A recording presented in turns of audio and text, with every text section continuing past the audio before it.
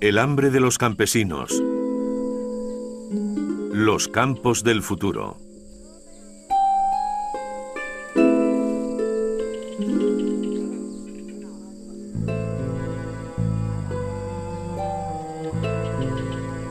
Actualmente el 2% de los agricultores del planeta suministran la mitad de la producción agrícola mundial.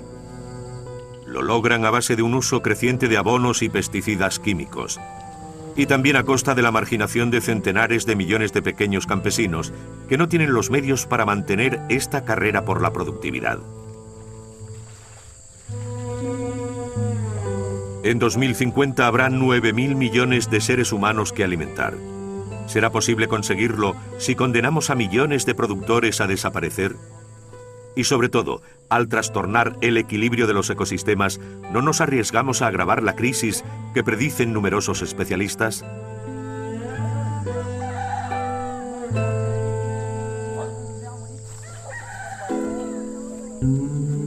En Tam Va, en Vietnam, Nguyen Van Chien se dispone a plantar su segunda cosecha de arroz del año. Tía, ¿quieres que te eche una mano para sembrar? ¿Empiezo por aquí? Como el 90% de los campesinos vietnamitas, Chien cultiva arroz. Además produce mandioca y té. También cría pollos, cerdos y bueyes que le permiten labrar su parcela. Podemos abonar en 10 días. No, tendremos que hacerlo dentro de 3 o 4 días.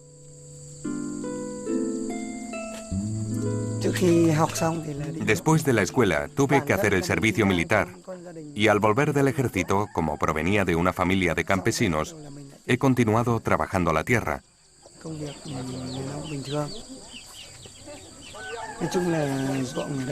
Aquí tenemos una superficie muy pequeña. Solo tenemos 1000 metros cuadrados de arrozal para las 4 personas de nuestro hogar.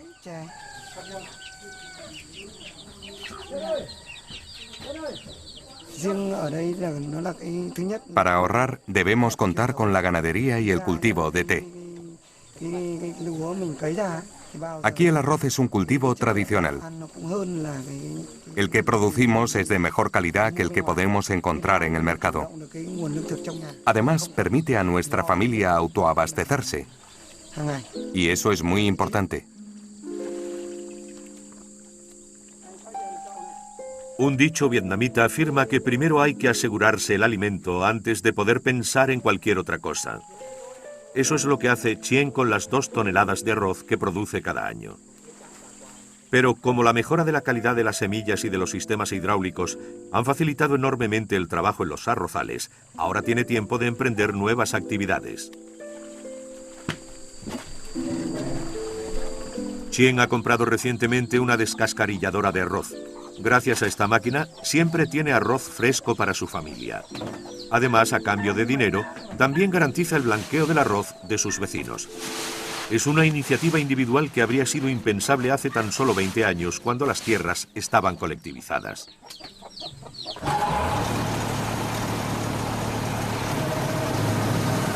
En esa época, los campesinos integrados en cooperativas debían producir para garantizar la autarquía de su provincia. Una política fuertemente desmovilizadora que llevó al país al borde de la hambruna.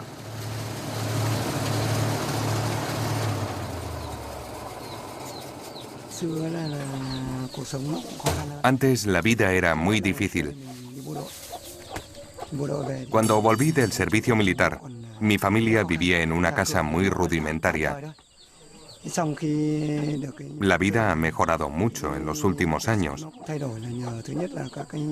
Ha sido gracias a la política de apertura del Estado y a la política de concesión de tierras, que ha convertido al campesino en autónomo. El Estado solo aporta ayuda técnica y marca las políticas. Chien ha recibido 2.000 metros cuadrados que podrá cultivar durante 20 años, aunque no sea oficialmente el propietario. Está obligado a dedicar una parte de estas parcelas al arroz, pero en el resto puede cultivar lo que quiera. Y como las necesidades básicas de su familia están garantizadas, ha podido arriesgarse a cultivar productos destinados al mercado como el té.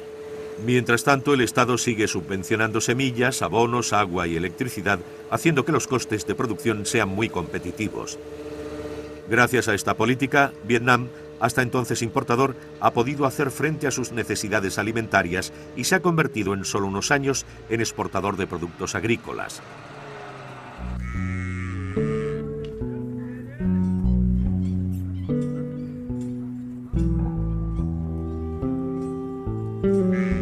Vietnam se ha beneficiado de la Revolución Verde, pero esta idea vio la luz en la India. Fue lanzada en 1958 y se basaba en la difusión de variedades de alto rendimiento, en la extensión del regadío y en la agroquímica.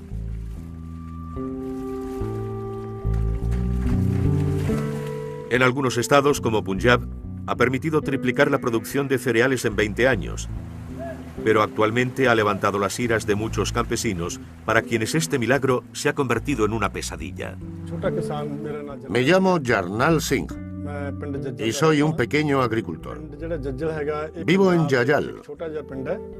Jajal es un pequeño pueblo del Punjab, situado en la región de Talwandi, en el distrito de Bathinda.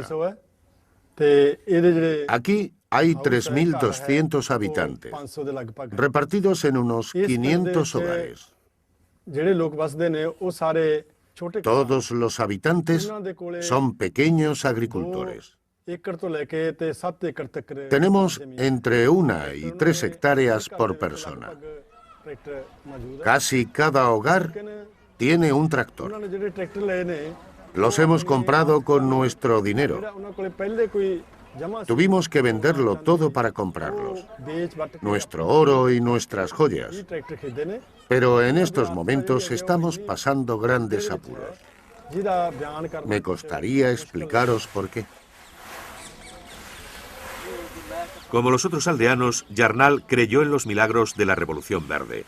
Se endeudó fuertemente para comprar un tractor que debía permitirle trabajar mejor sus tierras. También aceptó intensificar sus cultivos. Los abonos químicos y las nuevas semillas debían permitirle incrementar su producción. Todas las empresas nos aconsejaban que labráramos nuestras tierras con tractores.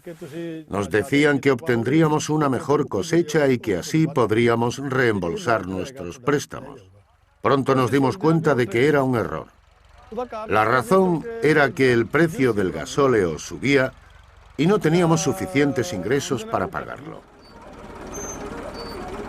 Mal adaptada para los campesinos que disponen de pocas tierras, la Revolución Verde también ha provocado un cambio en las prácticas agrícolas. Jarnal abandonó la alternancia tradicional entre el trigo y las leguminosas, que permitían que la tierra se regenerase sin abonos químicos. Reemplazó los productos hortícolas por el cultivo industrial del algodón.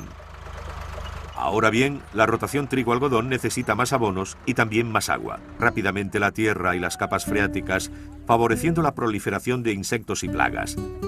Resultado, el uso de pesticidas en el Punjab se ha multiplicado por 12 en 35 años.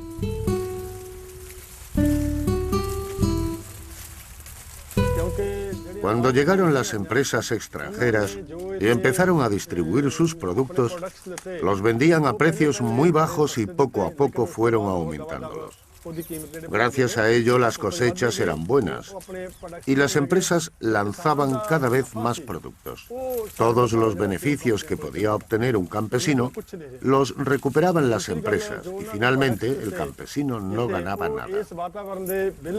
Además, los productos que proporcionaban a los campesinos eran muy malos para el medio ambiente. Han dañado completamente nuestro medio. Pero el agricultor no tenía más elección que continuar utilizando esos tratamientos. Comprábamos los pesticidas a crédito y pedíamos dinero prestado a los comerciantes para pagarlo. Cuantos más productos químicos utilizan, más necesitan aplicar para compensar el empobrecimiento de la tierra y mantener sus ingresos. Para pagarlos, los campesinos se endeudan con unos intereses muy elevados, mientras el precio que obtienen por sus cosechas se estanca e incluso disminuye. Si Yarnall gasta 100 en abonos y pesticidas y no gana más que 80 con su cosecha, es una ecuación mortal para él. Pero a corto plazo, hace las delicias de las industrias agroquímicas. El problema es que nosotros dependemos de la tierra que nos alimenta. Esta tierra es un organismo vivo, no es un sustrato al que hay que meterle abonos para producir. En el momento en que olvidamos esta noción de tierra viva, entramos en un proceso en el que la tierra, concebida como sustrato, lleva a trastornar todo su metabolismo y su funcionamiento con la aportación de abonos químicos dopantes que efectivamente aumentan la productividad. Pero no nos damos cuenta de que hay un balance económico positivo al lograr una mayor producción. Pero el balance ecológico es catastrófico. Es decir, que provoca menor calidad de los alimentos, el deterioro de la tierra, la pérdida de la biodiversidad y las aguas subterráneas contaminadas. Cuando hacemos un balance global, vemos que nos arriesgamos a que este nos condene finalmente a tener muchos productos, pero a haber destruido lo que podríamos decir que es nuestra herramienta de producción.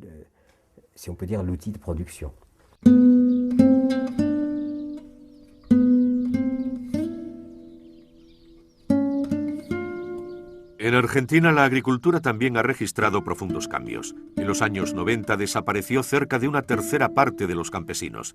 El interior del país se ha desertizado. Más de 600 poblaciones prósperas en otros tiempos se han convertido en pueblos fantasma. La introducción de los cultivos transgénicos que necesitan grandes inversiones en semillas y productos químicos y la especulación de la tierra han llevado a una extrema concentración de las tierras en manos de unos pocos.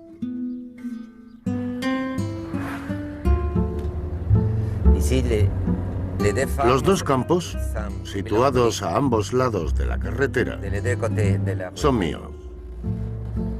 Estos son campos de trigo. Jorge Schrodek trabajó mucho tiempo como comerciante en el negocio de la lana. Invirtió en la tierra lo que ganaba y con 45 años decidió dedicarse exclusivamente a la agricultura. En la hacienda que ha montado en el sur de la provincia de Buenos Aires está en marcha la recolección del trigo.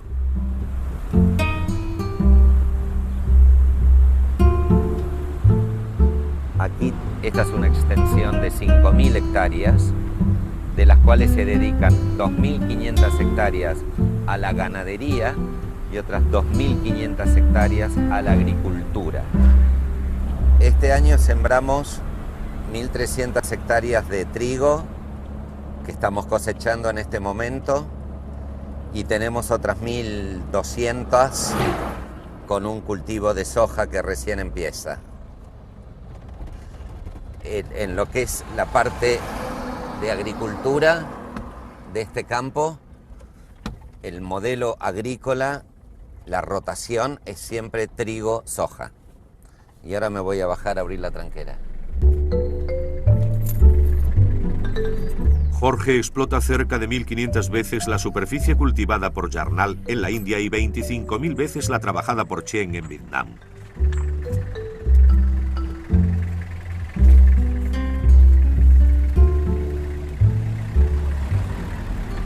La soja esta es transgénica, yo puedo aplicar un herbicida. Esa es la gran ventaja que tiene la soja, que es transgénica, quiere decir que es resistente al glifosato. Entonces yo acá ya la próxima semana voy a esperar una lluvia más y voy a matar todos los yuyos que vos ves que no es soja.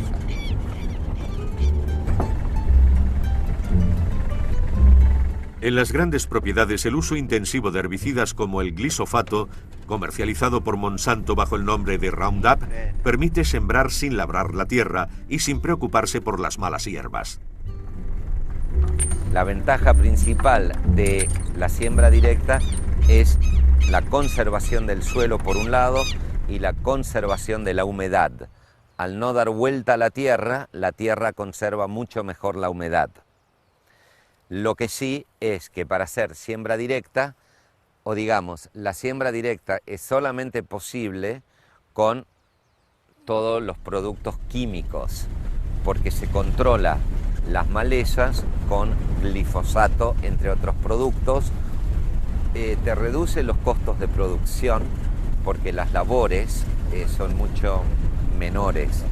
Vos acá sembrás por un lado y después pasás los herbicidas.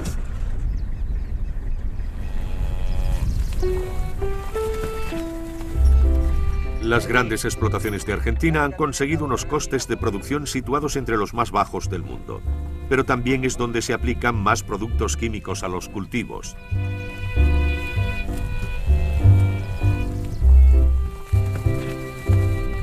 Sin embargo, Jorge, a diferencia de muchos otros grandes propietarios, continúa dedicando la mitad de sus tierras a la ganadería. Protege su capital alternando cada 5 años un ciclo de ganadería con uno de cultivo, ya que lo que extraen del suelo, el trigo o la soja, lo devuelven a continuación con sus excrementos sus 5.000 cabezas de ganado.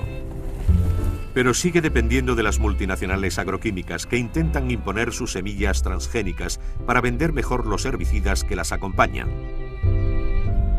Aquí en la Argentina el glifosato tuvo el monopolio. Muchos años Monsanto ganó fortunas en la Argentina porque usó la Argentina para experimentar con todo lo transgénico para después poder vender al precio que ellos querían el glifosato.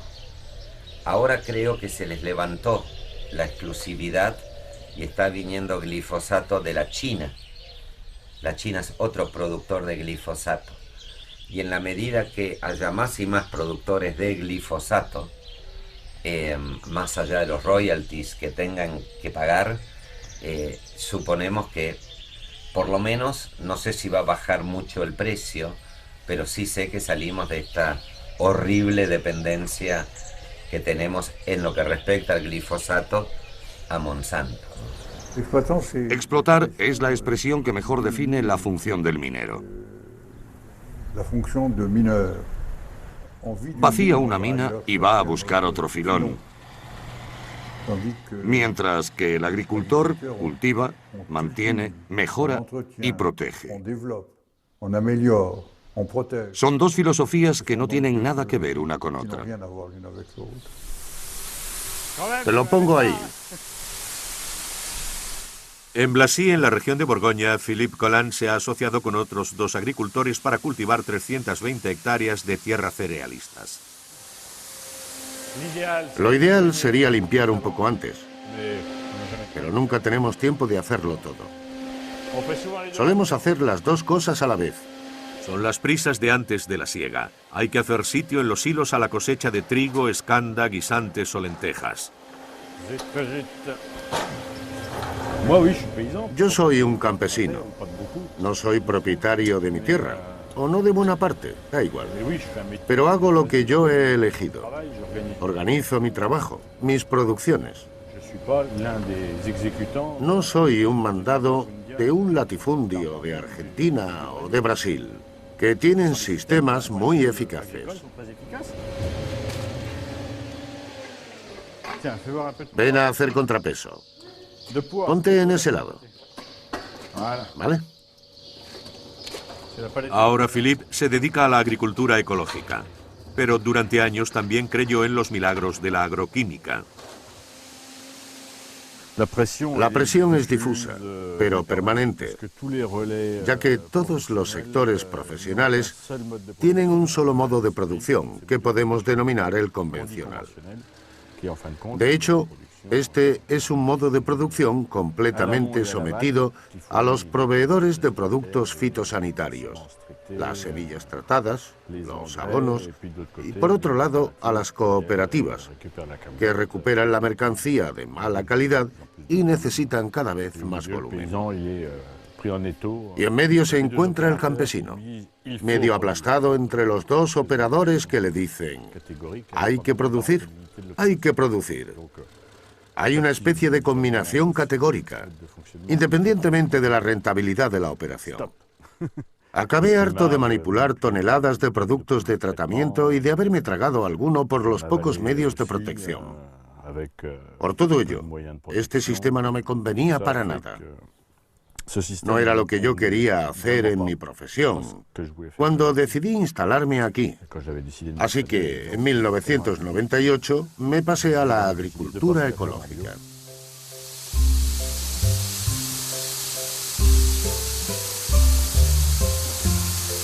La agricultura ecológica prohíbe la utilización de abonos o pesticidas químicos. A falta de animales que aporten estiércol, Philippe debe evitar que el terreno se agote, ocupándose de la rotación de 17 cultivos. La sucesión de estos cultivos variados año tras año permite que el suelo se recargue de elementos nutritivos.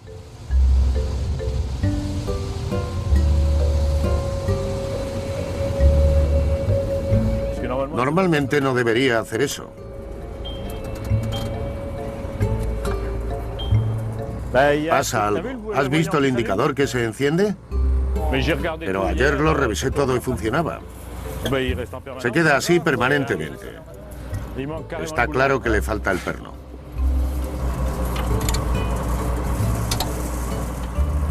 También tendremos que desmontar ese soporte. Bueno, ya está. Los modelos modernos de agricultura están todos basados en reproducciones en laboratorio de la química del suelo. Son modelos completamente químicos que hacen que la naturaleza del suelo no intervenga. Nunca. Bueno, un poco, pero no sabemos calcular los millones de animales, bacterias e insectos que hay en el suelo y que viven en simbiosis con las raíces. A todo ello no se le presta atención. Hay cosas apasionantes a investigar en la agricultura ecológica, pero eso no interesa a nadie porque no da beneficios. Los guisantes que hoy recolecta Philippe compiten directamente con la soja transgénica producida en masa en Argentina para alimentar al ganado. Este, por ejemplo, es un cultivo interesante, pero cada vez se abandona más, porque comporta muchas obligaciones y porque Europa ha tomado la decisión de depender de las Américas en materia de producción de proteínas vegetales. Así que ahora el cultivo de guisantes no es muy lucrativo para un campesino, pero es un cultivo indispensable para nuestro sistema biológico, ya que deja una parte de nitrógeno en el suelo para el trigo que se cultivará el año siguiente. Así que debemos cuestionarnos la coherencia del sistema mucho más que si pudiésemos recurrir de forma masiva a los productos químicos o a los abonos nitrogenados. Sin embargo, en Europa se ha dado prioridad a este segundo modelo. Poco a poco, los suelos están perdiendo su estructura y son cada vez más estériles. El campesino que utiliza pesticidas sin darse ni cuenta del perjuicio es el que sufre muchos daños humanos debido a ellos en el tercer mundo, como sucedió en Europa, cuando utilizaban esos pesticidas sin controlarlos. Este es un desastre ecológico, humano, social y económico a la vez. Actualmente el campesinado está sufriendo y se hunde a todos los niveles.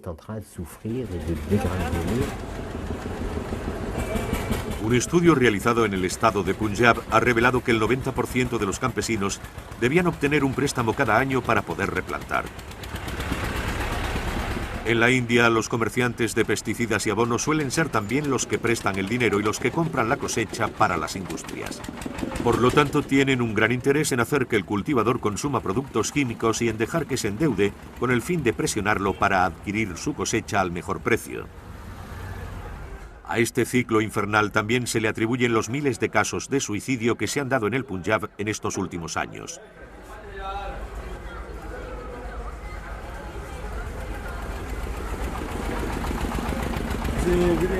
¿A qué precio vende productos como el Confidor? Nosotros lo vendemos a 14 euros el litro, pero con otra marca. Hace más de 35 años que estamos en el negocio de los abonos y pesticidas. El 50% de los campesinos lo pagan en efectivo y el resto lo hace a crédito. El dinero nos lo reembolsan vendiendo su cosecha. Cada vez que sale un producto nuevo, viene un comercial especial a explicarnos cómo se debe utilizar y después informamos a los campesinos. Convocan reuniones en los mercados y hacen demostraciones a los campesinos que después podrán informar a sus colegas. Oficialmente son para explicar a los campesinos las precauciones a tomar para su utilización, pero de hecho se trata de promocionar las últimas novedades. Si mezclas los productos, ¿bastarán para toda la semana? Sí, además ya hicimos un tratamiento la semana pasada. Cuando este producto no existía, ¿había que rociar los campos cada día? Sí, todos los días, mañana y tarde. Es un producto sofisticado y muy concentrado. Pero los comerciales de las empresas nos dicen que no repercutirá en nuestra salud. Pero el campesino es consciente de que el veneno que permanece en las plantas durante unos 15 días también penetrará en su cuerpo.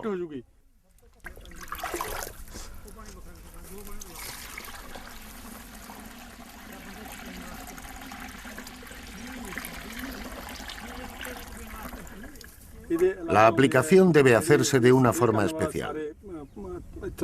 El gobierno y los centros de agricultura deben suministrar las protecciones, pero nunca llegan hasta los agricultores. Los campesinos se espabilan como pueden. Tienen que arreglárselas. A las empresas les da igual, porque venden sus productos a los comerciantes, que después se los venden a los agricultores, y éstas no se preocupan de dar los equipamientos. Van a ver al comerciante, se meten su parte de beneficios en el bolsillo y se van a sus casas. Les da igual salvar al campesino o informarlo, no les importa. Sin embargo, por pura formalidad, de vez en cuando reúnen a 2 o 3 campesinos y les explican más o menos lo que hay que hacer para protegerse. Pero eso solo ocurre de vez en cuando.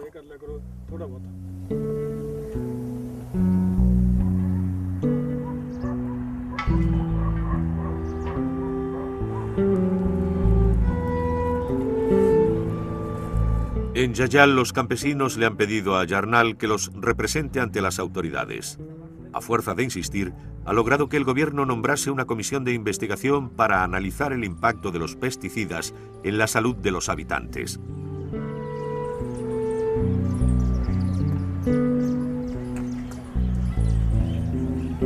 Llegaron al pueblo unos epidemiólogos y certificaron 26 defunciones por cáncer solamente entre los años 2002 y 2004, una tasa de un 50% superior a la observada en una zona de referencia en la que el consumo de pesticidas era de 0,30 litros por hectárea, mientras que en Yayal era de 11 litros. Los productos que aplicamos se han infiltrado en la tierra con las lluvias. No solo contaminan nuestro aire, sino también los suelos y el agua. Y las consecuencias no son únicamente los casos de cáncer. También hay gente con problemas de columna vertebral. Hay muchos casos de enfermedades en la piel, de asma, y si no me equivoco, en este pueblo han muerto al menos 10 personas de un infarto en el transcurso de este mismo periodo. ¿Cuántos años tiene? 1 año y medio. ¿Cuánto hace que le salió esto? También 1 año y medio. Desde que le damos medicación está mejor. ¿En qué trabaja su marido? Es jornalero. Yo también trabajo en la recolección de algodón. ¿Sabe por qué le ha ocurrido esto? Es a causa de los pesticidas.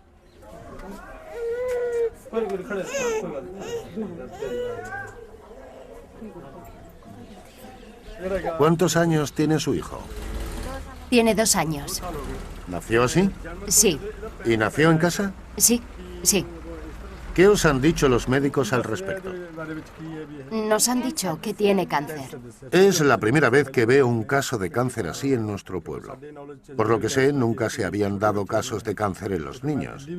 Incluso cuando fui a Delhi, me confirmaron que aquí no había habido ningún caso de entre ellos. Mirad toda la gente que está enferma. No han recibido ayuda alguna, nada. Y hay que destacar que la gente que está enferma, e incluso la que finalmente murió, se ha gastado miles de rupias en tratamientos. Lo han perdido todo, pero el gobierno no les ha ayudado para nada.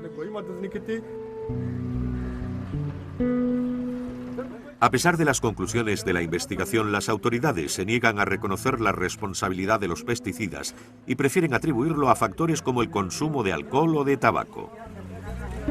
Pero en el dispensario en el que tratan a los aldeanos, el doctor Tej Ram Garg culpa a la contaminación.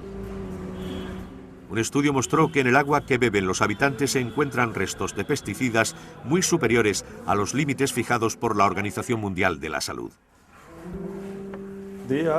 Son conscientes de los problemas, pero creo que las obligaciones económicas son las que les empujan a hacer uso de pesticidas y abonos de forma prolongada para obtener buenos rendimientos. Así que creo que el agua es la causa. Lentamente ellos absorben dosis cada vez más elevadas de pesticidas en su cuerpo y esto provoca cambios que en términos médicos podríamos definir como mutaciones celulares. Sin duda provoca unos efectos. Eso significa que las sustancias que aplicas a la tierra después te las encuentras en tu cuerpo y resulta que estas son perjudiciales fisiológicamente. En mis conferencias le digo a la gente que actualmente hay tantas sustancias nocivas en los alimentos, visibles e invisibles, que cuando nos sentamos a la mesa, en vez de desearnos buen provecho, deberíamos desearnos buena suerte, ya que no sabemos qué estamos ingiriendo. En Francia, los consumidores se preguntan cada vez más por lo que ponen en sus platos. El creciente éxito de los productos ecológicos lo demuestra. El mercado crece cerca de un 10% al año desde 1999. Sin embargo, la agricultura ecológica sigue siendo una elección arriesgada, porque el rendimiento es mucho más irregular que el de la agricultura convencional, que utiliza abonos y pesticidas químicos. En cuanto al mercado de los productos ecológicos, también está sometido a la presión de las industrias agroalimentarias, que han detectado el gran negocio. Hoy, Philippe trae su trigo a la cooperativa para comprobar su contenido en proteínas. Cuanto más elevado sea, mejor precio obtendrá. ¿Qué tal? Hola, Jean-Marie. ¿Qué hay de tu trigo? ¿De mi trigo? Este año no vamos a dejar mal a tus hilos. ¿Pero de calidad es bueno? No sé. Puede que 8 o menos. 9,5, 9,9. ¿De qué variedades? Esta no lo sé.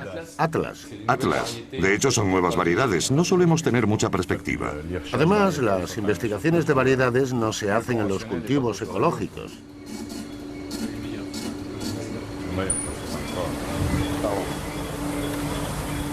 Vamos a echar un vistazo a la torre. El precio de lo ecológico es mucho más elevado, porque la productividad es mucho más baja, sobre todo en cereales, y además no tenemos asistencia técnica. Los circuitos de distribución son mucho más largos y trabajamos con pequeñas cantidades. Estas son algunas de las razones que motivan la diferencia de precios entre lo ecológico y lo convencional. Carrefour, por ejemplo, está haciendo su agosto con ellos. Así que actúan con los pequeños agricultores de productos ecológicos como con los otros. Rebaja tus precios o vamos a encontrarlo más barato en otra parte. Y así lo hacen. Hay un montón de países que son capaces de producir más barato que en Europa. Es curioso, hay un montón de gente que tiene vértigo. Menos el jefe, que no puede decirlo. Si nos fijamos en dos países vecinos como Francia e Italia, podemos constatar que han generado sistemas agrícolas y modos de consumo completamente diferentes. Los italianos han desarrollado ampliamente la agricultura ecológica y los consumidores italianos también están mucho más ligados a la idea de producto de calidad y están dispuestos a pagar, porque en Italia los alimentos son más bien caros. Esta es su elección política. Francia ha hecho una elección totalmente distinta, la de centrarse en seguir la ideología que prevalecía en los años 70, cuando el presidente de la República de la época dijo que la agricultura debía ser el petróleo verde de Francia. No hay que olvidarse de esta declaración, ya que ha condicionado todo el desarrollo y la concentración de la agricultura francesa entre los años 70 y hoy. Los italianos han elegido caminos radicalmente diferentes, pero también han mantenido a más gente en el campo, mientras que en Francia todo el mundo se ha trasladado.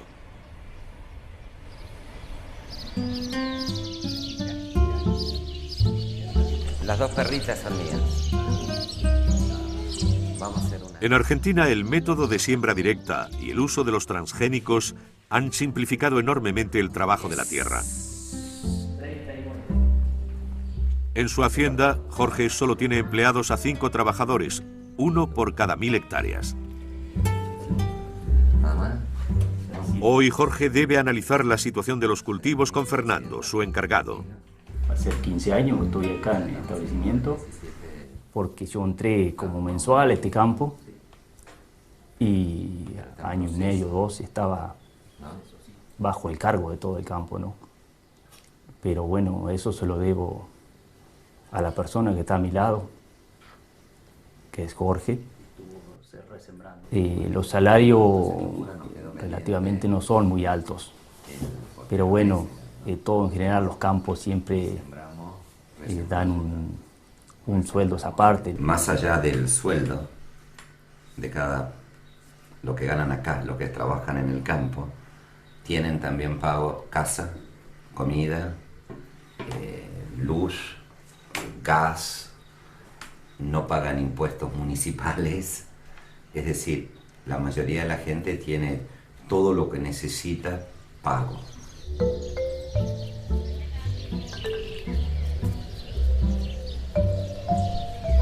Yo te lo puedo decir en términos generales lo que cuesta implantar una tonelada de trigo. Sin los gastos de recolección, cuesta entre 100 y 120 dólares por hectárea. Ahora, dentro de ese costo de producción, como siempre, y lamentablemente, el costo más chico es la mano de obra. Los costos de laboreo en un país como la Argentina, donde el gasoil no es caro, representa entre el 10 y el 15% del costo de implantación de un cultivo. Y la mano de obra representa aproximadamente un 5%. El resto del costo es principalmente fertilizantes, herbicidas y la propia semilla. No, basta de ensuciarme. Está celoso. Está celoso del cordero. Estos magros salarios de 3 o 4 euros al día explican los bajos precios a los que los grandes propietarios pueden vender sus producciones, que aún así se mantienen rentables, ya que compensan los bajos precios de la tonelada con las enormes cantidades obtenidas. Pero para las pequeñas explotaciones que no pueden contar con los mismos volúmenes, esos precios son terribles. Actualmente en Argentina es imposible salir adelante con menos de 600 hectáreas. Obligados a vender sus tierras, algunos pequeños campesinos, los tanteros, se agrupan para comprar maquinaria agrícola. Junto a la carretera esperan que un patrón venga a alquilar sus servicios. Hoy la agricultura va a estar en manos de... Para quienes invierten en la tierra ya no es necesario contar con los conocimientos de un campesino o inmovilizar capital en maquinaria. Los tanteros pueden encargarse de todo. Hoy en la Argentina ya se ve grandes grupos inversionistas que hace 10 años atrás pudieron haber participado en la privatización de la empresa telefónica o la empresa de electricidad. Esos mismos grupos hoy están comprando tierra o invirtiendo a través de alquileres para producir tanto productos agrícolas como productos ganaderos. Al invertir en superficies cada vez más grandes, utilizando una mano de obra campesina que ya no vive de sus tierras, las grandes explotaciones provocan la bajada de las cotizaciones mundiales. También contribuyen a incrementar los enormes beneficios de las multinacionales agroalimentarias, pero amenazan los ingresos de millones de pequeños campesinos. Actualmente vemos cómo crecen las explotaciones de varios miles de hectáreas en las que se trabaja continuamente y donde se produce en gran cantidad a precios relativamente bajos. Basándonos en esto, que es la tendencia que hay en Francia desde hace 40 años, podríamos imaginar un mundo que sería capaz de producir suficientes alimentos, o casi, con 3 o 4 millones de explotaciones. La pregunta es, ¿qué hacemos con los 3.000 millones de campesinos? En Argentina, como en numerosos países, los pequeños campesinos engrosan la población pobre de las ciudades. Pero las repercusiones de esta agricultura sin campesinos no acaban aquí. Los fondos especulativos que se lanzan a la agricultura exigen una rápida rentabilidad de la inversión. No dudan en agotar los suelos en unos años y se van un poco más lejos a explotar otro filón. La agricultura no puede ser restringida a una idea de mercancía, porque hay una gran cantidad de gente que depende de ella para sobrevivir. Cerca de la mitad de la población activa depende de la agricultura. La agricultura solo vive de los recursos naturales, así que está directamente ligada a la tierra, al agua, a las semillas, a la biodiversidad. Este aspecto de la gestión del medio ambiente es esencial en la actividad agrícola, y los mercados no pueden responder a eso, a una buena gestión de los recursos naturales.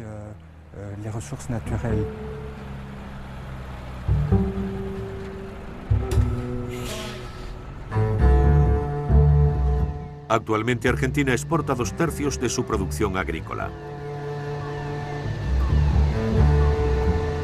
Y mientras en los puertos del país los barcos continúan transportando soja y trigo a otros países donde se encuentra la clientela solvente, una parte de la población ya no tiene para comer.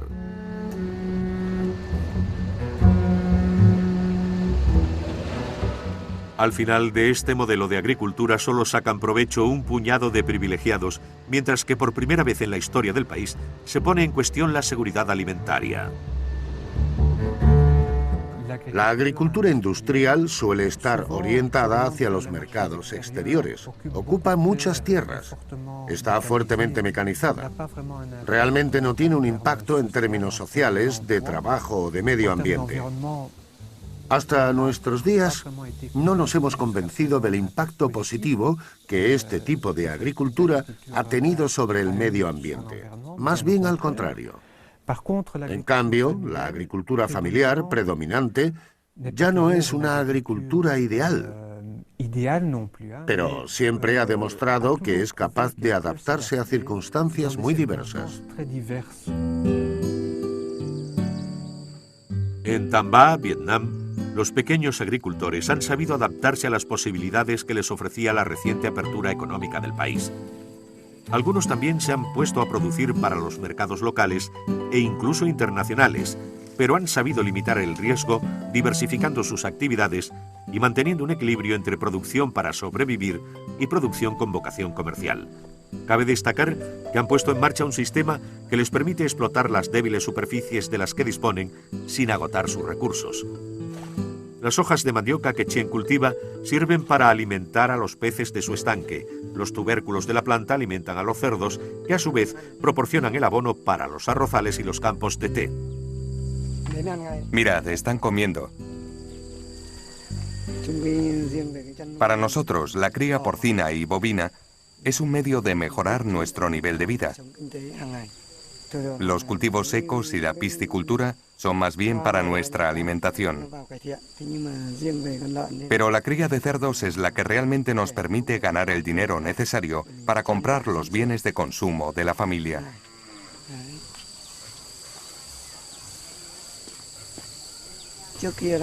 Antes yo me dedicaba a la cría de cerdas para que me dieran lechones. Sin embargo, como mis pocilgas no estaban muy bien adaptadas para esta actividad de reproducción, me especialicé en el engorde de cerdos.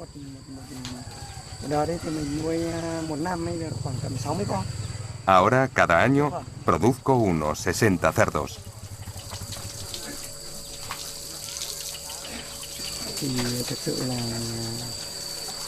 Vivimos en una región atrasada, una zona con dificultades.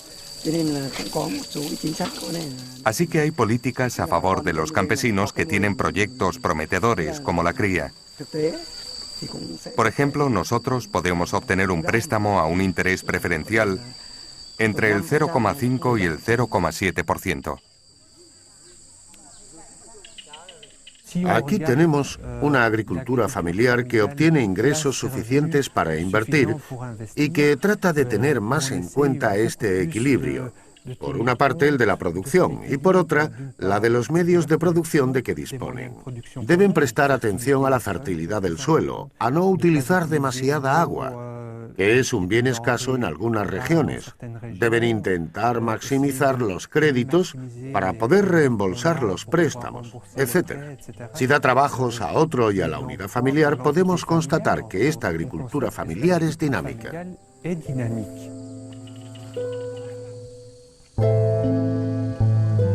En Vietnam, la agricultura representa el 25% del PIB del país, pero emplea a más del 60% de la población activa.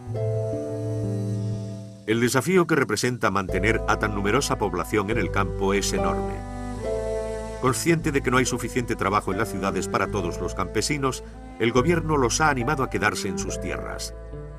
Pero para esta población en constante crecimiento, las superficies cultivables disminuyen. La tentación de talar los bosques para ganar nuevos terrenos es muy grande y los riesgos de la erosión y del agotamiento de la tierra aumentan.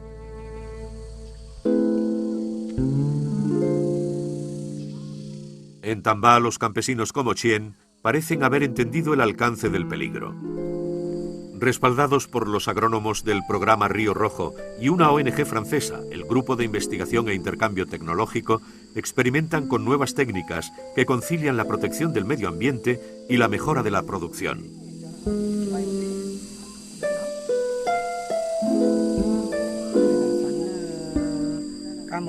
Esto es mandioca de la variedad KM60. Y esta es la variedad a hojas de bambú. Antes, las colinas sobre las que nos encontramos tenían más pendiente. Nosotros hemos intervenido recientemente en las laderas y hemos creado terrazas.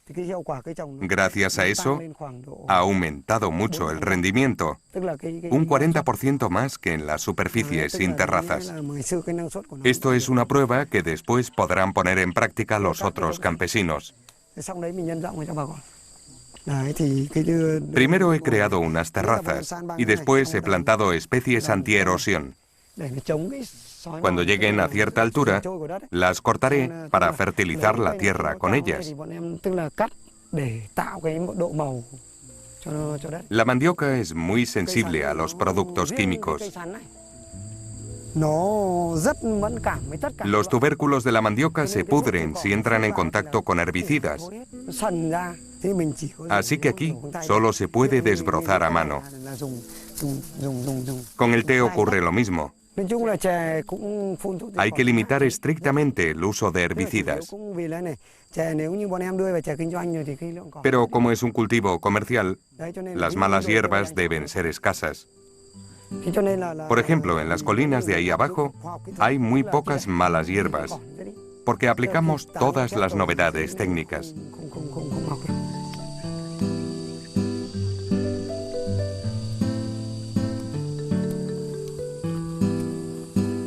El ejemplo vietnamita muestra que un gran número de pequeños campesinos pueden vivir con poca tierra y también que la agricultura familiar no se asocia con el inmovilismo y puede ser innovadora.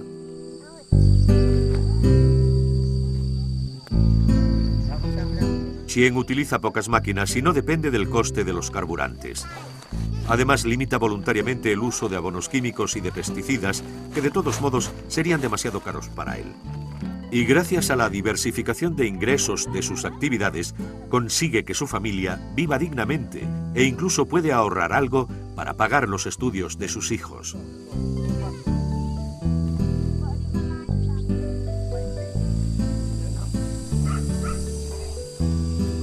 El modelo de agricultura que él practica, la agrosilvicultura, interesa cada vez más a los especialistas, ya que permitiría duplicar sin consecuencias negativas los rendimientos en los países del sur, donde la necesidad de alimentos será más apremiante.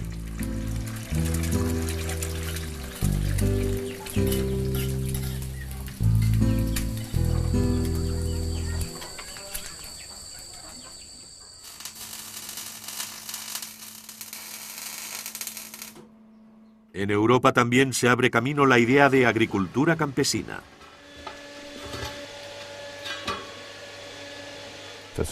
El problema de la agricultura convencional es que actualmente está tan sometida a los costes energéticos que el día que el precio del petróleo se duplique o triplique, lo que es muy probable, sus costos serán algo excesivos.